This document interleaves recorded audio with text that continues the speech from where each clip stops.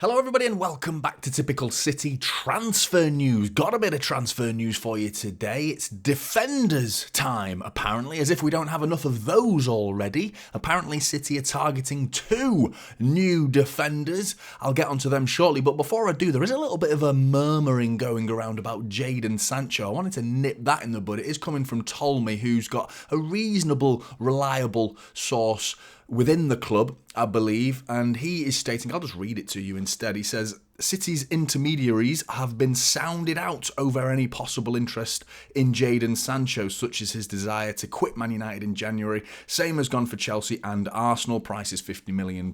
You can forget it. You can absolutely forget it, and it's the reason why I didn't put it in the thumbnail or the title. I just wanted to nip that in the bud, because there is absolutely no way Manchester City are going to accept something like Jadon Sancho coming back into the club after his attitude has been put on display for the whole world to see. We can all see what type of individual this guy is. We saw it when he was in the academy, being substituted off for Phil Foden, spitting his dummy out as he walks off the pitch, refusing to shake Phil Foden's hand and just sulking on the bench. And then, the way he left, going on strike, refusing to play and wanting to get more minutes at City. City couldn't promise him that, so off he went to Borussia Dortmund. Fair play if he went and go to Borussia Dortmund, and he did well there.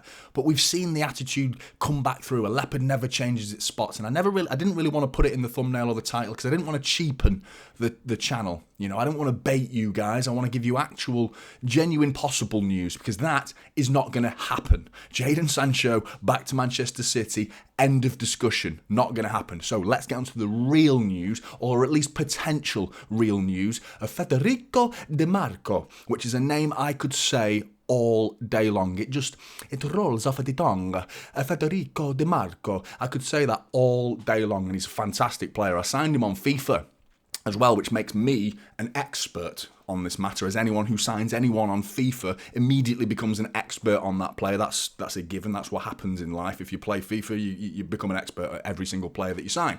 But he is a very good player, 25 years old, from Inter Milan. You can see his stats up there for you now. This season, really good. Really, really good. 11 appearances so far. But what is odd about those 11 appearances, he's been subbed off in 10 of them. So you're wondering whether that's a tactical thing or is it a fitness thing? Can he keep up with, playing 60, 70 minutes? Does he have to come off? Can he not do the full 90, which is interesting? He is predominantly known as a left back, but this season he's pretty much always played left midfield. But he is known as a left back, but he can play centre back, which is interesting, because now that we're being rumoured and targeting more centre-backs, or more defenders at least, rather, I think it's interesting as to what's going to happen with the squad and Pep's ideas and these network of passes that he wants, the build-up play that City are trying to generate with halfbacks like John Stones pushing forward, Kyle Walker's involvement going down the right wing earlier on in the season. Now he's playing more as a 3 as a centre-back because John Stones has returned. So there is interesting things going on at Manchester City, but with Federico DiMarco, I'm wondering whether that's more as an alternative for Josko Gvardiol, or is he going to be playing as a left midfield, of which we've got Jack Grealish and Doku who's fighting for that position. We know Bernardo Silva, Phil Foden can all do that. I would love the signing. I'm just thinking instead of who. But Inter Milan do have intentions to sell. Their CEO, Giuseppe Maratta, says Inter Milan need to sell every season. And Pep did approach Federico DiMarco at the end of the Champions League final, and probably not the one time you'd expect to see a smile on any Inter Milan player's face, but DiMarco was a smiling, big beaming smile when Pep Guardiola was speaking to him, so read between the lines on that one, make of that what you will. But he's got a €45 million market value. I imagine that's going to be closer to 50, 60 million when we actually, and if we actually went into him. But it's the versatility as well. We're also linked with Valentino Barco, don't forget, as well. So this surely spells the end for Sergio Gomez. I would love City to go and sign Federico DiMarco because I think he is a really good player. He's really quick. He's versatile. He can get assists. As you can see, he's got a goal already this season, 4 assists. He's created 5 big chances, and he's got 2.3 key passes per game.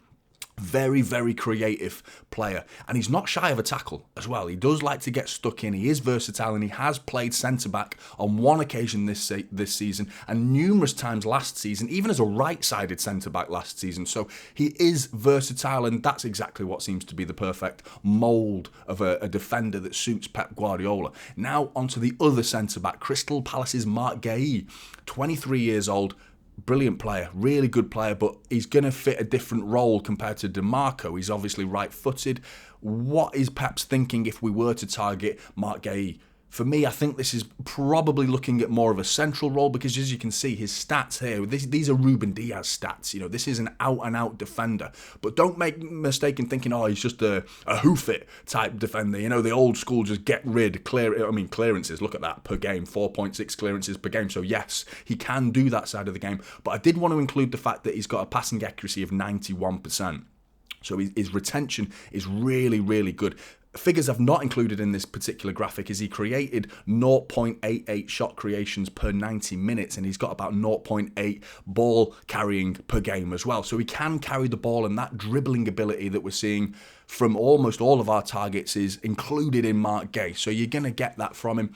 I just think this is more of a central defender, an out-and-out central defender. He is English, so we're going to have to pay Premier League tax and English tax, and our English quota is getting dangerously low right now. And with the idea and the very likely possibility of Kalvin Phillips leaving in January, we could fall below that quota. So City will probably have an eye on someone English coming into the squad to fit the bill and fill the quota, which is a shame. Treating players like that, I'm not a big fan of it. This whole quota thing, I understand it's for the sake of grassroots, but clubs now signing players just because of their nationality. Obviously, they want to tick a box that's for their nationality reasons, but they also have to be able to play for that standard of football club, and Manchester City standards are ridiculously high. Can Marc Guehi do that? I think he could. He's finding himself in the England team right now. He's getting himself a couple of caps. He's doing really well. He's doing really well at Crystal Palace as well, but there is reported English clubs interested as well, with Chelsea and Arsenal both preparing bids to go in for him in January.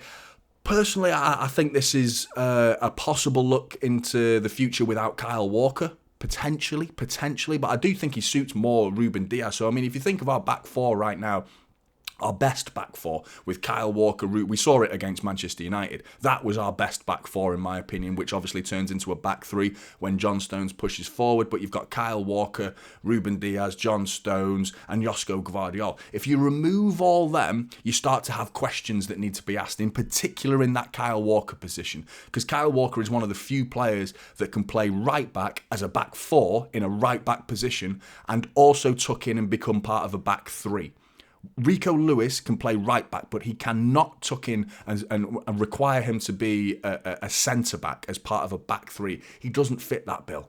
I don't think that Rico Lewis can do that. And if you want to ask Rico Lewis and ask John Stones to come in and be part of the back three, then think about Rico Lewis inverting as a fullback and take up that John Stones role. It's not that simple. The passing networks that are created from building out from the back have John Stones as going up and down the pitch. That's a simple transition for a centre-back to do. It's more simple. It's not simple. I'm oversimplifying it. It's not easy to do what John Stones is doing, but it's a harder job to invert as a fullback and playing as defensive midfield because you've got the ground to cover and you are consistently going to be stretched throughout the game. I think that's a harder job to do, inverting from Rico Lewis into a defensive midfielder and being a right back. So you do need a centre-back that can play as a right back when needed. Only Manuel Akanji and John Stones can do that. But if you take John Stones and ask him to do that, you're losing what John Stones provides in defensive midfield. So there are areas, albeit we've got numbers in defence, but these particular roles that we're talking about now, where we need that versatility from Kyle Walker, who can't invert. He cannot invert as a defensive midfielder. Pep's adamantly and openly said that. Kyle would probably admit that himself, that Kyle needs to be on that right-hand side of the pitch. So Kyle tucking in as a centre-back, still predominantly being on the right side, of course, with Ruben Dias being in the middle and Gvardiol being on the left, that's fine. Could Marc Guehi do that role? I think he could. He is very ambipedal. Did you know that? Ambipedal, which is another word I'm going to teach you. For the other word for ambidextrous. If you can write with two hands, that's ambidextrous. Ambipedal is two-footed, apparently, which is a nice little biology lesson I've given you there. But I think this would be a good signing. I think it would be a good signing, and it's more of a future signing. Even though he's 23, he should be able to play in a City team, considering he's 23. You know, Josko Gvardiol's doing it at 21. So I'm just thinking what the future is for Kyle Walker. Is this one for the summer? Is this one for January? I'm not too sure. Personally, Federico DiMarco is an amazing player, a really good player, one that really excites me. The likeliness, I'm not too sure. I think City should focus on centre midfield, though, really. I think that's what we should be looking at. We should be looking at another defensive midfielder or a centre midfielder that can cover the defensive midfield role as well as being a box player, you know, a number 8, someone that can do that role and cover for Rodri effectively. Paquetá potentially could be that player in January. Whether that happens with the betting allegations, we have to wait and see. But it's interesting. It's interesting that the Pep still clearly has lots of ideas about how to build up from the back and looking at players still with the army of defenders that we already have and adding to that army. It's going to be really interesting to see how we incorporate all of these players in, with Valentino Barco coming in, Marc Guehi, Federico DiMarco, 3 new defenders. Surely Kalvin Phillips is on his way. Sergio Gomez has to go, you know. Are we thinking of life without Kyle Walker? That really is the only one that makes sense to me. All the other players I want to keep. Obviously, Josko Gvardiol's just arrived. Ruben Diaz, vital to our defence in the middle of it as a leader as well. John Stones, no questions asked, got to stay. Nathan Ake, I still really want to keep Nathan Ake. I think he's a fantastic player. I thought that about Laporte, you know, and off he went.